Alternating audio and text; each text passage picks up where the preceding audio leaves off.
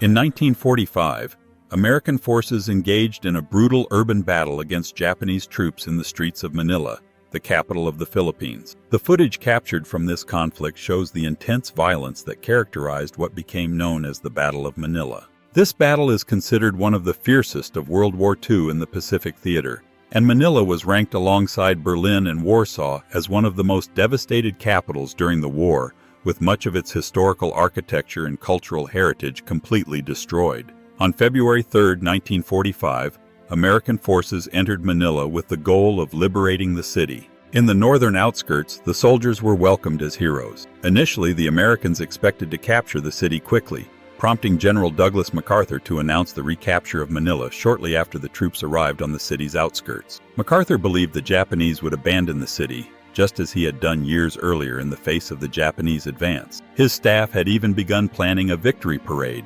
mapping out the parade route and selecting the high-ranking officers who would participate. However, the excitement over the Americans' arrival was short-lived. Japanese commander Iwabuchi Sanji immediately ordered the systematic destruction of the city. Japanese troops set fire to and demolished buildings throughout the area north of the Pasig River. The footage shows Manila residents fleeing the suburban areas engulfed in flames, destroyed by the Japanese on February 10th. The Japanese also blew up all the bridges over the river, effectively splitting the city in two. After devastating the northern part of Manila, the Japanese forces retreated to the other side of the river, toward the city center, forcing the Americans to cross the Pasig River and engage in a bloody urban battle. The footage shows American soldiers advancing block by block, facing fierce resistance from the Japanese troops. Initially, MacArthur's plans assumed that the Japanese defenders would evacuate Manila in the face of the advancing American forces. The commander of the 14th Japanese Army,